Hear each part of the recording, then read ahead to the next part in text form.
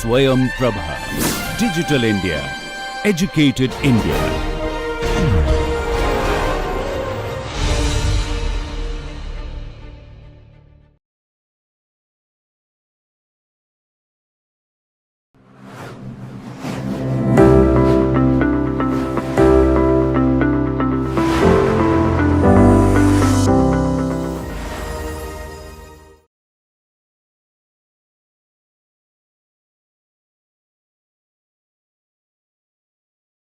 Hello everyone, welcome to this introductory module of the course of Economics of Innovation.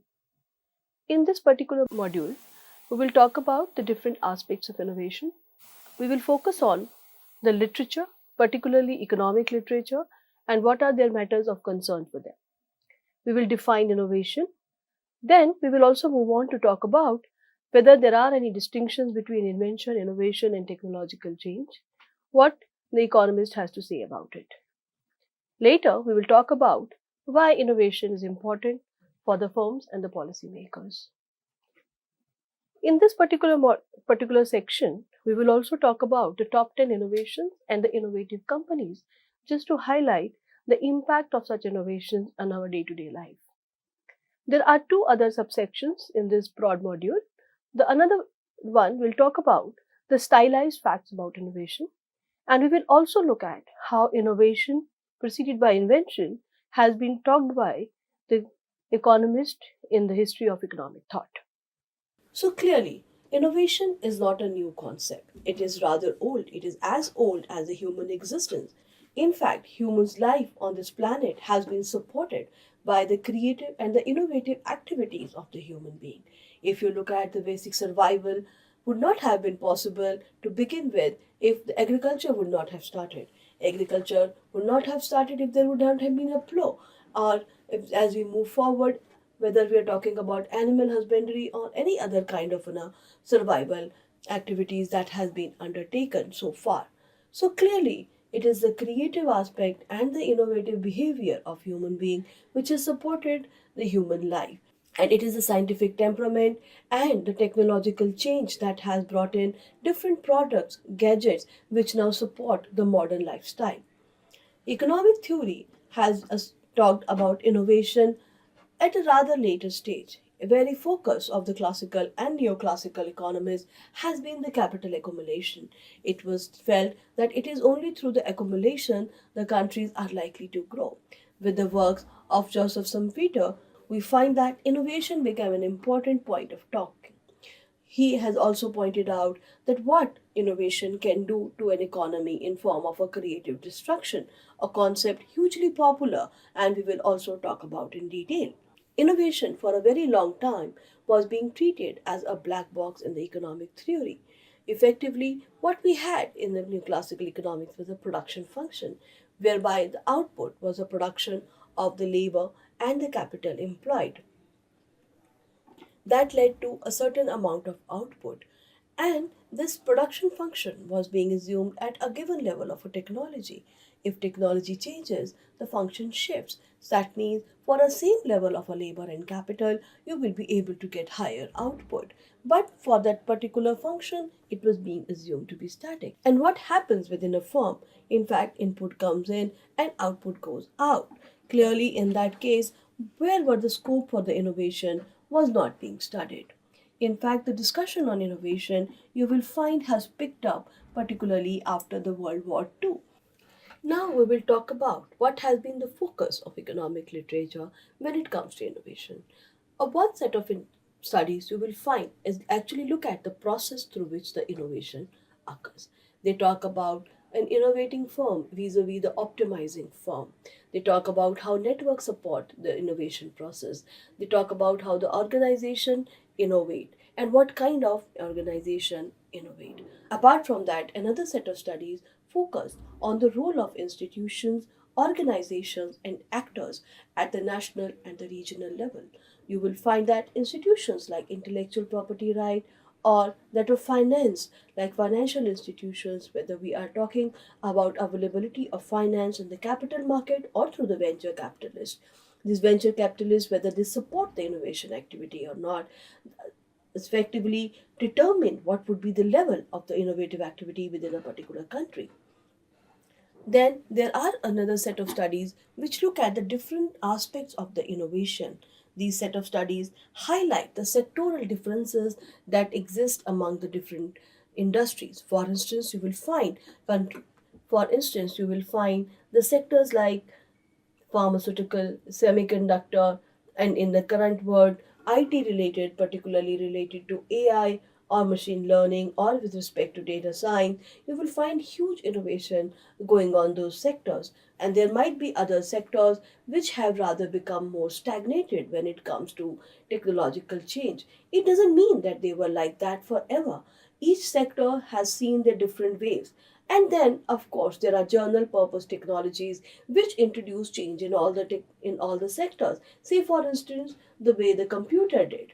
They brought the changes not only in the manufacturing sector but also in the banking, in the services, in the way we function. So effectively, those kind of a general purpose technologies will have a much broader effect of innovation. Another set of studies focus on how the innovation affect, influence, or impact the country. They look at not only the economic impact, that is, in terms of increasing the standard of living, but also what is the impact on the society, what it has led to, what kind of a changes and innovation lead to in a society. Say, for instance, with the introduction of the smartphones, we find that most of the people now use the smartphones to communicate. Even though they might be sitting in front of each other, they would rather WhatsApp each other than talk to each other. So we are looking at some major behavioral changes in the society and that of the human being. However, for the economics, the focus and usually end up being on the growth and the employment and also on the competitiveness of the country. Employment effect of technological change is something which has been much debated, conflicted, and there are rather controversies related to that. In the recent times, you would have looked at various reports in the newspapers about how AI is now going to affect the employment, how robots are going to drive away people from their factories. So clearly, employment is one important aspect that need to be studied with respect to any type of technological change that we are talking about. So let us look at the definition of innovation. There are number of definitions which are available in literature. However, for my work and particularly for this course, we will focus on what Schumpeter mentioned. Schumpeter mentions that innovation may engage introduction of the new products in the market. It may engage with the new way of doing the things, configuring the things the way they were not being done earlier. They might be related to exploring the markets which are not known to the companies at one point of a time. Another form of innovation is in industrial organization that the capitalist enterprises create. According to Schumpeter, innovation is essentially a setting up of a new production function. Here, discovers the case of a new commodity as well as those of a new form of organization. These form of organization may emerge in terms of merger or rather of opening up of a new market. What he mentions is indeed very important.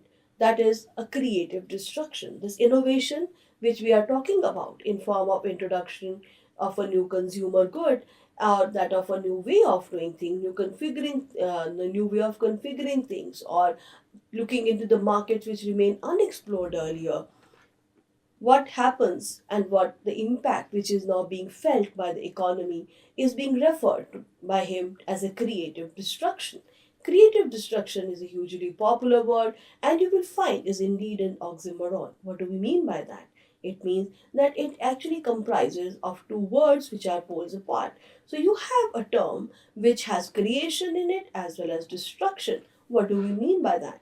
Putting very simply, the idea behind the term creative destruction is that whenever an innovation happens, this can be in a form of introduction of a new product or new way of doing things or any of those things which we have mentioned earlier. So when the phone cameras were being introduced, what we find is that the cameras which were being used by people for even clicking their pictures of their daily activities were also now being taken over.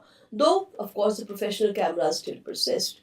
So essentially, we are talking about a situation whereby an innovation takes over the existing structure and create ways for the new to establish. Now, that particular process many a times engage looking at new combinations of the existing resources. The process of innovation many a times engage new combinations of the existing resources. Who does that? Schumpeter alludes to an entrepreneur and gives him this particular activity. The activity is that of a combination, and this important entrepreneurial function has been attributed to an entrepreneur. Invention, innovation, and technological change. Are these three terms distinct? Is there a need to make a distinction? When we look at the early work of the Schumpeter, we find that there is a quite a distinct treatment of the word invention and inventor, and from that of innovation and innovator. In fact, he has repeatedly emphasized the distinction. He has mentioned that innovation is possible without anything we should identify as invention, and invention does not necessarily induce innovation. He not only rejected the idea of innovation is being dependent on invention, but also asserted that the social process which leads to innovation are quite distinct. They are different economically and sociologically from the social process which produce inventions. Following that, the researchers have looked at the need to make this kind of a distinction. Economists like Rutten has in fact argued that there may not be any need to make this kind of a distinction because invention in some manner is antecedent to innovation and innovation in turn antecedent to technological change. However, from all practical purposes, when it comes to in terms of empirical studies also, what we find is that a certain kind of a distinction does exist. For instance, invention, according to Rutten, can be something which is a subset of a technical innovation and on which the patents can be obtained. A similar treatment has also been given by Nelson in his work when he says that granted that the term invention can be used to include all human creative activity, from composing to poem to developing a chemical process, for our purpose, it is well to define the term narrowly so as to include only patentable inventions. Then what leads us with the innovation? Innovation, if you look at the term with a nova in it, which essentially means something new. It, in that case, will designate anything new in the area of science, technology, and art. Rutten further argues that if there is a need for any kind of a more precision on that, then innovation can be preceded by appropriate adjectives. Scientific innovation, technical innovation, organizational innovation, or something even more precise. In fact, in the recent times we have seen like inclusive innovation, green innovation, and as per the requirement, as per the need, and as per the specific purpose for which the innovation is being talked about, these adjectives has been added. In terms of technological change, effectively that comes from its functional sense to designate a change in the coefficients of a function which relates input to output, leading resulting from a practical application of innovation in technology. The idea is that any kind of an innovation, when applied in the real world into the production technologies for the economic organization, there is going to be change in the way the inputs lead to the output. And if that changes does happen, then that can be designated as technological change. Once again, in that sense, Rutten pointed out that invention is likely to precede innovation, which is likely to precede technological change. Technological change, in the way it has been pointed out by Rutten in this case, is effectively very similar to the way the Solow has presented, whereby you have a production function Q, which is essentially an output, which is a function of your capital, labor, and T. Now, this T, again, in this particular function, appears to represent a technical change. Thus, it is effectively leading to a kind of a shift in the production function. That is the approach which has been pointed out by Rutten and later also, that technological change in this functional sense, when we talk about and work followed from the work of the Solow, essentially lead to a shift in the production function. However, we had further economists like Schweitzer who has pointed out that change in the productive techniques also shift the production function. In that case, if we simply relate technological change to merely shift in the production function, it is going to be an extremely restrictive kind of a treatment because it will exclude change in the productive technique other than those which results in the shift of the production function. Hence, if we include those also, that is, the change in productive techniques may indeed be caused by invention itself. Hence, the change in the production function can come through invention. That is an argument which has been given by Schweitzer. And later we find that lot of literature, in fact, in economics, essentially talks about how this technical change indeed happens, whether it is exogenous to the system or whether it is endogenous. The simple model of endogenous technical change are those in which R&D essentially expands a variety of the inputs or the machine which are used in the production, leading to once again an improvement in the output generation. Models with again expanding input variety will lead to a creation of new varieties of input, and a great variety of input will increase the division of labor process, which is being called as a process innovation in a technical sense, and we will talk about it. The another type of alternative as compared to what changes is with respect to the product innovation, whereby there will be invention of new goods, and because people love variety, they will be expecting more and more variety in the production, in the goods which are there for the consumption, and as a result, you'll find that the real income increases. These are the treatment which has been accorded by Grossman and Hellman in their work. Now we talk about the purpose of innovation. The purpose of innovation here in this slide has been made into two specific sections. One section look at the purpose from a company point of view, from a firm's point of view, essentially a micro perspective. Then we are looking from a point of view of a social planner who is now looking at innovation from the point of view of the gains that will happen or accrue to the society. From a firm point of view, I think it is extremely understandable that in the current context, cost cutting is not enough. Companies will not be able to survive in an industry or beat their rival if the focus of that particular organization is merely cost cutting. There is a need for the firms to engage in an innovation activities so that they can develop what is being referred to as a competitive advantage, something which keeps them ahead of their competition. That kind of a competitive advantage will ensure that the companies will be able to make higher business revenue and also earn better returns. Investment in research and development leading to prototypes, introduction of new product, introducing of the new ways of doing things then becomes extremely pertinent for the survival of the companies itself. And we see that this is an important consideration for the firms to survive. Apart from that, an important point here is that the current extremely volatile and changing situations whereby technology is growing at a very fast pace, it is important for the companies to take advantage of the opportunities which are now being presented in the market. If the companies will not take advantage of the opportunities which are presented, clearly they will become obsolete. Somebody else will take advantage and will move forward. And we also understand that these opportunities are changing very fast. So that means there is a need to ensure that there is a constant flow of innovation. It is like that you have to keep running at the same place to maintain your competitive edge. And that can be done only by investing in the research and development to ensure that the companies are able to take advantage of the opportunities which are being presented through the technological change.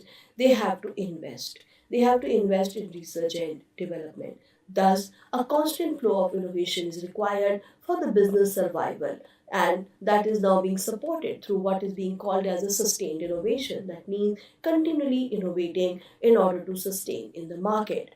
So, from a firm point of view, in order to sustain, in order to survive, in order to deal with the rivals, it is very important nowadays to be engaged in the innovation activities. The focus of such activities is very clear. They want to maintain a competitive advantage. They want to be ahead of their rivals, increase their returns, and also earn higher business revenues.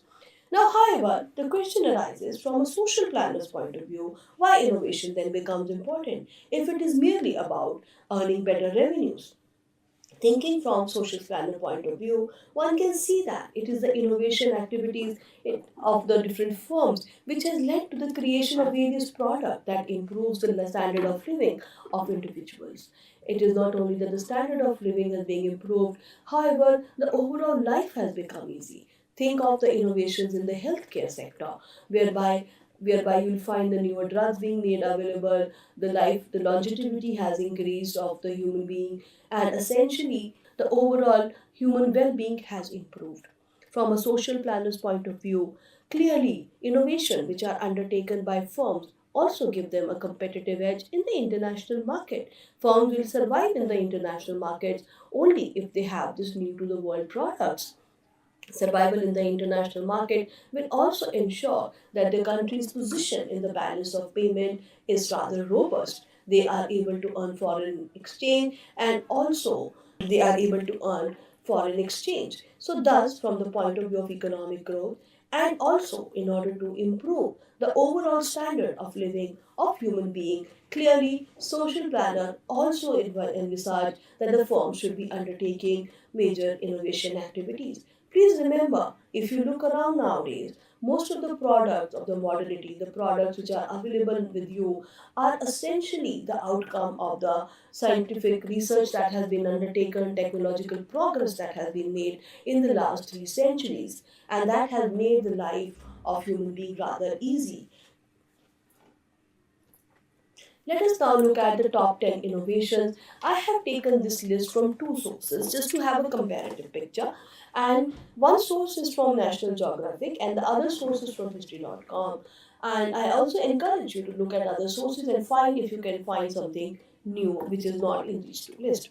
So the first one is printing press and very common to both of them. And also the light bulb, which is also common, that is being captured through electric light in the history.com list. Then there is airplane, personal computers, vaccines, automobile, clock, telephone, refrigerator, camera. If you look at most of these products, essentially they have improved the health conditions of human beings. They have also improved the way we transport. It has also improved the way we communicate. The means of transportation has made the life of human being easy and also the way we communicate with each other. In the list from the history.com, there are certain very interesting entries. For example, there is a compass. Clearly, without that, it was extremely impossible to navigate the large seas which we have on our planet. Paper currency. Nowadays, we might be thinking of what is the need of the paper currency in view of the bitcoins or the cryptocurrency that are existing. But so far, clearly, paper currency had played a very significant role in ensuring that the transaction happens amongst the people, amongst the companies, among the firms, among the different individuals, and of course, among the nations. Then there's steel, electric, light, and domestication of horses, which once again support the means of transportation. Transistors, magnifying glass, telegraph, antibiotics, and steam engine. Lastly, we look at some of the most innovative companies that are at present. Now, this list has come from BCG and it is in the 2021.